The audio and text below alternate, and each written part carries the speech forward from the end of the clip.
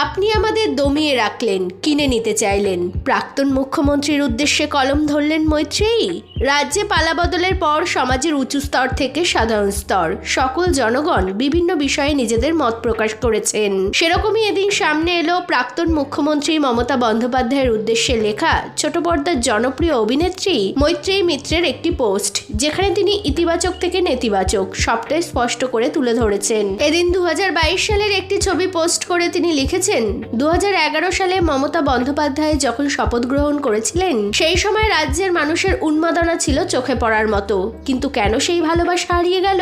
দলের অন্য ব্যক্তিরা যেভাবে মানুষকে দমিয়ে রেখেছিল, বাক স্বাধীনতা কেড়ে নিয়েছিল, সেই সব অত্যাচারের দায়ভার যে প্রাক্তন মুখ্যমন্ত্রীকেই নিতে হবে। তিনি আজও ব্যক্তি মমতা বন্দ্যোপাধ্যায়কে ভীষণ সম্মান করেন। সুযোগ পেলে আবারও তার সঙ্গে কথা বলতে চান। রাজ্যবাসীর মনে যে অভিযোগ অভিমান জমে আছে তা যেন তিনি ভালোবাসা আর সহানুভূতি দিয়ে মিটিয়ে নেওয়ার চেষ্টা করেন। সবকিছু ভুলে আগের মানুষটি হয়ে যেন একদিন ফিরে আসতে পারেন। এরই সঙ্গে মৈত্রেয়ী জানিয়েছেন, গত কয়েক বছরে টলিউডের পরিবেশ একেবারে বদলে গিয়েছে।